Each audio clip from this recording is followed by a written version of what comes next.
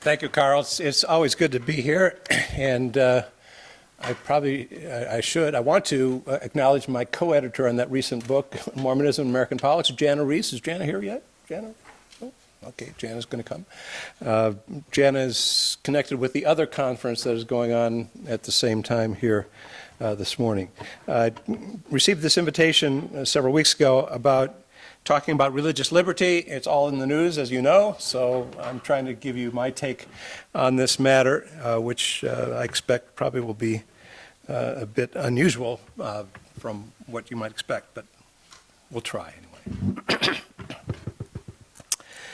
When Nathan Deal, the governor of Georgia, a Republican, vetoed House Bill 757 last month, he noted the irony that some in the religious community today feel that it is necessary for government to confer upon them certain rights and protections. The bill, which passed by overwhelming margins in the Republican-dominated legislature, and which supporters called the Free Exercise Protection Act, would have allowed faith-based organizations in Georgia to refuse, quote, social, educational, or charitable services that violate their religious convictions. Those organizations could also refuse to hire anyone whose religious beliefs conflicted with theirs. The governor, a member of First Baptist Church in Gainesville, Georgia, noted, "What the New Testament teaches us is that Jesus reached out to those who were considered the outcasts, the ones that did not conform to the religious society's view of the world." Religious liberty, Deal said, was conferred by God, not by the government. And he added that perhaps the best remedy for perceived grievances was a simple recourse to the First Amendment of the Constitution. The Georgia legislation, similar to bills passed in South Dakota, North Carolina, and those considered in other states, is generally understood as a response to the legalization of same-sex marriage. How these faith-based groups specifically are disadvantaged by same-sex marriage remains something of a mystery. Negotiating these matters of contestation between church and state is always complex, and it is undeniably an ongoing process. As with any legislation or any negotiation, no party is fully satisfied with the outcome. But anytime you deal with contending entities, what St. Augustine characterized as the city of God and the city of man, conflicts are inevitable. This recent spate of legislation has provided various groups the occasion to nurse and to rehearse their grievances. Standing outside of the governor's office, Dave Baker, executive director of the Faith and Freedom Coalition in Georgia, for example, declared, "We're going to continue to press to make sure that we have the same protections in our state law that citizens in other states have." If Baker takes the governor's advice and seeks shelter in the First Amendment, as he should, that doesn't authorize him to disregard other elements of the Constitution. How would he propose, for example, to circumvent the First Amendment, which guarantees equal protection under law?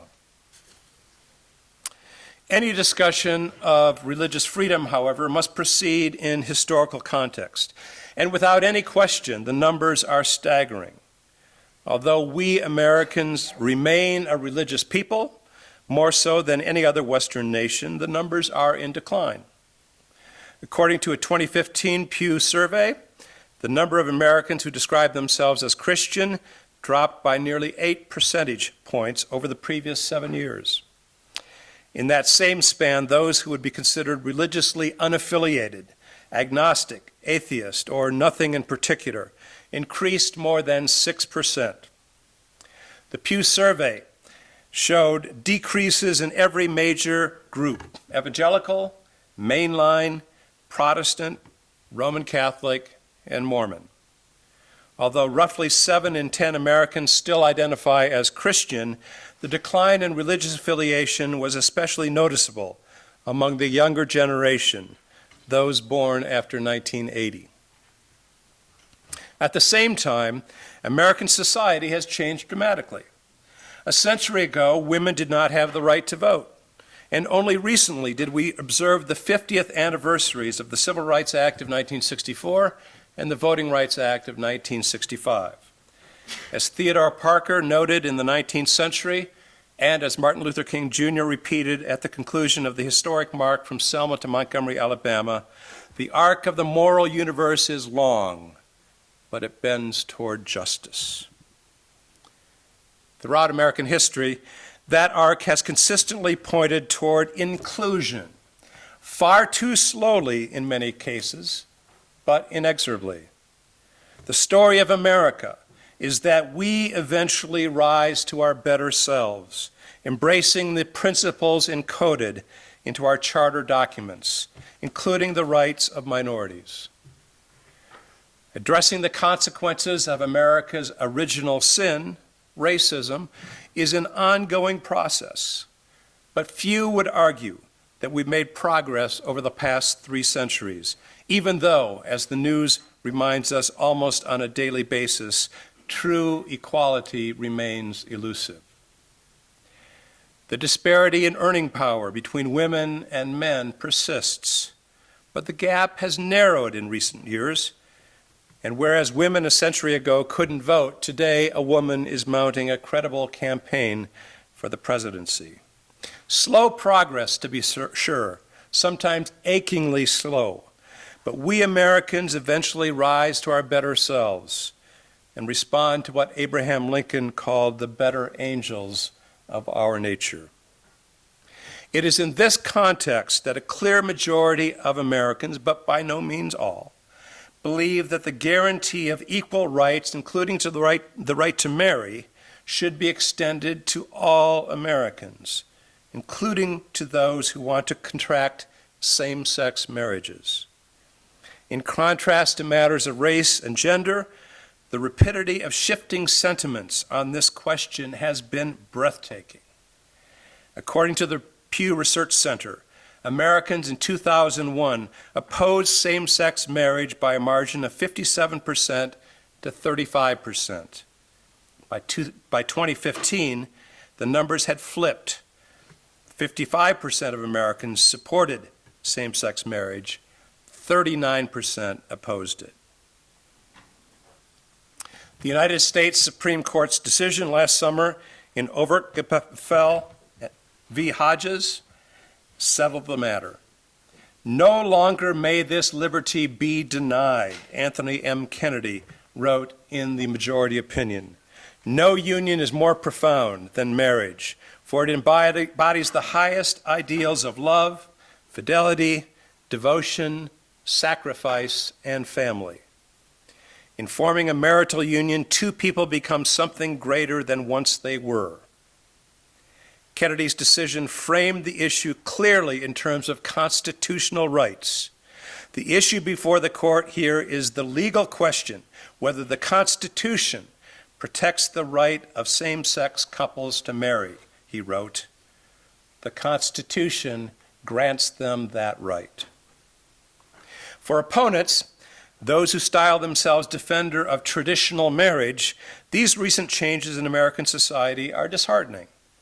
It doesn't take too much imagination to see these 2 impulses, traditional values and the appropriation of constitutional rights, as on a collision course over the past decade or so. And when the traditional values caucus cloaks its position, however improbably, in the language of religious liberty, the stakes ratchet even higher.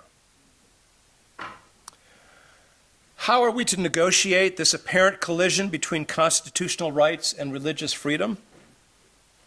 The first thing that must be said is that any such negotiation is dicey because it represents the conflict or the potential for conflict between 2 value systems, one of them liberal democracy and the other religiously informed principles. Advocates for both are, for the most part, sincere and well-intentioned. The second thing that must be said is that such negotiations are part of the price we pay for pluralism.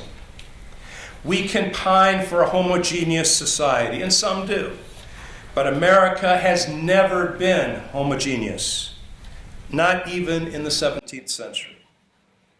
Negotiations of this sort have been transpiring ever since that time, over blue laws, for instance, or divorce, or alcohol, or abortion. Such is the consequence and the challenge of pluralism. The governor of Georgia's comment about the First Amendment may have been a throwaway line, but I suspect there's some promise in this approach. I happen to regard the First Amendment as the genius of American life. It is, I am persuaded, the reason Americans remain so incurably religious, despite it tailing off in recent years. The First Amendment set up a free marketplace for religion in America, and throughout American history, religious entrepreneurs, to extend the metaphor, have competed with one another for popular followings. American history is littered with examples, from Mother Ann Lee to Sister Amy McPherson, from John Humphrey Noyes to Elijah Muhammad, from Joseph Smith Jr. to Arthur Blessed. All have taken liberal advantage of the First Amendment's promise of a free market where all religions compete equally, more or less, where the government provides no favor for one religion over another. There are, of course, two parts to the First Amendment. The opening part deals with religion, and the second section deals with freedom of speech and expression. And the first part has two provisions. The first enjoins Congress from enacting any law leading to religious establishment, and the second guarantees free exercise of religion. Taken together, these provisions of the First Amendment comprised a policy that Thomas Jefferson characterized as the separation of church and state. And so it does. And it's worth emphasizing again that the separation of church and state provided in the First Amendment has served religious groups remarkably well over the course of American history. In the current supposed contestation between constitutional rights and religious freedom, those who style themselves defenders of traditional values frequently appeal to the free exercise clause of the First Amendment. I am signing HB 1523 into law to protect sincerely held religious beliefs and moral convictions, Phil Bryant, governor of Mississippi, declared last week. This bill merely reinforces the rights which currently exist to the exercise of religious freedom as stated in the First Amendment of the U.S. Constitution. Those cloaking themselves in the free exercise clause seek to exercise their religious prerogatives effectively, though not admittedly, by denying constitutional rights to others. My religious convictions prohibit me from using contraception. The argument goes, in the name of free exercise and religious liberty, I should not be compelled to provide funding for contraception to my employees as part of their benefits. Or, I personally oppose same-sex marriage. So even in the face of the 14th Amendment or Title II of the Civil Rights Act, I should be able to deny my business services to same-sex couples. For historians, these arguments have a familiar ring. The day after Lyndon Johnson signed the Civil Rights Act of 1964, which would be July 3rd, 1964, Lester G. Maddox, brandishing an axe handle, intercepted 3 African Americans. Their crime? They wanted to purchase a meal in his restaurant. Another segregationist, Morton Rolliston, owner of Heart of Atlanta Motel, declared that, quote, the fundamental question is whether or not Congress has the power to take away the liberty of an individual to run his business as he sees fit in the selection and choice of his customers. These issues have been and will continue to be argued in legislatures and in the courts. But I want to suggest that a more constructive approach might be for people of faith to focus not so much on the free exercise clause of the First Amendment, but on the Establishment Clause, the clause that protects against any religious establishment. And here I want to return to the wall of separation metaphor that Thomas Jefferson employed in his January 1st, 1802 letter to the Baptists of Danbury, Connecticut.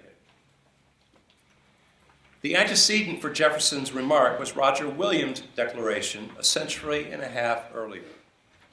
Williams, a Puritan minister in Salem, Massachusetts, and founder of the Baptist tradition in America, very early on detected the dangers of too close an association between church and state. Following his banishment from Massachusetts, he organized what became Rhode Island as an experiment in religious toleration. In 1644, he wrote that the garden of the church should be set apart from the wilderness of the world by means of a wall of separation. Williams' metaphors are now so familiar to us that we miss their meaning. But to grasp the significance of his declaration, we must bear in mind that the Puritans were not members of the Sierra Club. That is to say, they did not share our post-Thoreauian romance with wilderness. For Puritans, and for all 17th century colonists, the wilderness was a place of danger where evil lurked. So when Williams says he wants to protect the garden of the church from the wilderness of the world, his concern, unlike Jefferson's, was for the integrity of the faith. Williams sought to prevent any sort of religious establishment, too close an association between church and state, because he did not want to imperil the church. How does a shift in emphasis from the free exercise clause to the Establishment Clause in the First Amendment help us negotiate the apparent conflict between constitutional rights and religious freedom? It serves as a reminder to religious groups that religious values are not the cornerstone of constitutional values, even though the two have rarely been in conflict. My rights as a citizen are granted by the Constitution, including the rights of assembly and association, not by religious entities. And when those values diverge, as at times they must, religious groups have no right to cry foul. That is the price of disestablishment. But there's a further advantage as well. Relieved of the burdens of religious establishment, or even the maintenance of moral hegemony, religious groups have the opportunity more effectively to exercise their prophetic calling.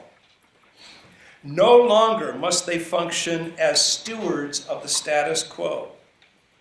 As constitutional rights expand, the systems of values people of faith espouse are no longer coterminous with those of the state. Therefore, they no longer bear responsibility for shoring up morality in the public square. They can agitate instead from the margins, not within the corridors of power. As Roger Williams recognized long ago, therein lies true freedom of religion, a faith not tethered to the vicissitudes of legislation or court rulings, political intrigue, or even public sentiment. This is the circumstance in which people of faith can exercise their prophetic voice. Religion, after all, always functions best from the margins, not in the councils of power. The Mormons provide a good example of these dynamics. Arguably, no one in American history took fuller advantage of the free marketplace of religion carved out by the First Amendment than Joseph Smith, Jr. Mormonism was nothing if not a populist movement. From the Book of Mormon itself to the new religion's appeal to the disinherited. And the Church of Jesus Christ of Latter-day Saints was hardly an established religion. The Mormons, in fact, illustrate my earlier point about the slow extension of equal rights guaranteed under the Constitution. But Mormonism thrived on the margins. The 19th century was the golden age in the development of Mormon theology and expansion, both numerically and geographically. When Mormonism sought to take on the trappings of theocracy, however, matters did not go so smoothly. Absent a hegemonic faith and a homogeneous society, which of course is what Brigham Young sought in Deseret, what we might call civic Mormonism has faltered in Kirtland, in Nauvoo, in Deseret, in Utah, even to the present. I think it is now widely acknowledged, for instance, both inside and outside the church, that Mormon support for California's Proposition 8 was a serious miscalculation. Another way to understand the shift I'm proposing lies in H. Richard Niebuhr's durable Christ and culture paradigm. The days of Christ above culture slipped away with the Protestant Reformation, and the Christ the transformer of culture position preferred by many who espouse traditional values is no longer tenable or realistic in a pluralistic society. Many people of faith now find themselves in the Christ against culture paradigm. I acknowledge that for many religious groups, adopting the posture of outsiders, strangers in an alien land, might be jarring to their self-identity. Whereas the Church of Jesus Christ of Latter-day Saints would merely be reclaiming a previous identity, other groups have long regarded themselves as the embodiment of American values. But America is changing, as the aforementioned statistics attest. For some, this is cause for celebration. For others, lamentation. For change is always unsettling. This sense of displacement, for instance, for many years fueled the passions of the religious right. The invocation of the religious right calls to mind another circumstance that compromises religious organizations' complaints about persecution at the hands of the government. And that is the issue of public subsidy of religious or faith-based institutions in the form of tax exemption. This, not abortion, is the issue that lay behind the rise of the religious right in the 1970s. The 1971 Green v. Connolly decision in the District Court, the District of Columbia, held that under the provisions of the Civil Rights Act, any organization that engaged in racial segregation or discrimination was not, by definition, a charitable institution. Therefore, it had no claim to tax-exempt status. Following that ruling, the Internal Revenue Service began making inquiries about the racial policies at so-called segregation academies, including Bob Jones University and Jerry Falwell's Liberty Christian Academy. Evangelical leaders cried foul. Falwell himself complained that in some states it was easier to open a massage parlor than a Christian school, by which he presumably meant a segregated school. The leaders of the nascent religious right protested that they received no funding from the government, therefore the government had no right to tell them how to manage their affairs, who to admit or not to admit, who to hire or fire. That argument is not as specious as it sounds. I remember very clearly from my childhood the visits of Bible Institute presidents to our evangelical church. They were trying to recruit students and raise money, generally during the Sunday evening service. Each had his own spiel, of course, but one of the staples of every pitch was the refrain that we don't accept money from the federal government. Well, yes, up to a point. That argument, however, ignores a crucial point. Tax exemption is a form of public subsidy. Citizens in every community subsidize religious and other nonprofit organizations with their taxes. I'm not arguing here whether or not that's good or appropriate. There are powerful arguments on both sides. But make no mistake, tax exemption is public subsidy. And if religious organizations truly want to exempt themselves from the legal mandates they profess to abhor, their argument would carry a great deal more credibility if they refuse the public subsidies of tax exemption. Religion functions best from the margins and not in the councils of power. Adopting the mantle of disestablishment, as alien as it may seem to some religious groups and people of faith, allows them more effectively to exercise their prophetic voice. This posture relieves them of the responsibility of defending the established order or supporting such silliness as contemplated by the state of Tennessee, designating the Bible as the state book. All of this brings us back to Roger Williams and his concern to shield the garden of the church from contamination by the wilderness of the world. Too close an association between these two entities trivializes the faith. In 2001, Roy S. Moore, Chief Justice of the Alabama Supreme Court, installed a 2.5-ton granite monument emblazoned with the Ten Commandments in the lobby of the Judicial Building in Montgomery. At the same time, Moore, who claims to be a Baptist, refused any other religious representations in that space. The case went to court. I was asked to testify, which I did gladly, arguing that the Establishment Clause of the First Amendment had served religion well throughout American history, and that any attempt to designate one religion as favored by the state undermined the integrity of the faith. After Judge Myron Thompson ruled correctly that what had come to be known as Roy's Rock violated the Establishment Clause of the First Amendment, he ordered it removed. As workers were preparing to do so, one of the protesters screamed, "Get your hands off my God." Unless I miss my guess, one of the commandments etched into the side of that granite monument said something about graven images. Isn't it ironic that Roy Moore, the idolater of the Bible, apparently failed to read it?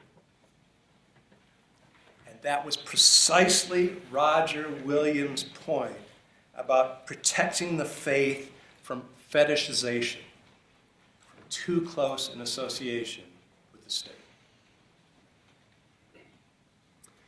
More and more, people of faith find themselves strangers in an alien land, not unlike Jesus and his followers in first century Palestine, or, for that matter, Joseph Smith and Brigham Young and their followers in 19th century America. The path of faithfulness lies not in shoring up some approximation of theocratic order. Jesus, after all, explicitly disavowed any such schemes with his declaration that his kingdom was not of this world and that his followers should render to Caesar the things that are Caesar's. Pursuing a path of prophetic faithfulness outside of the corridors of power may require a reorientation for people of faith, especially for those who have nurtured the illusion that they embody American values. But therein, not in the construction or the defense of a theocratic order, lies the path of faithfulness. As Jacques Ellul noted long ago, Jesus did not call his followers to be successful. He called them simply to preach the gospel, regardless of the consequences. That is the posture of faith for strangers in an alien land.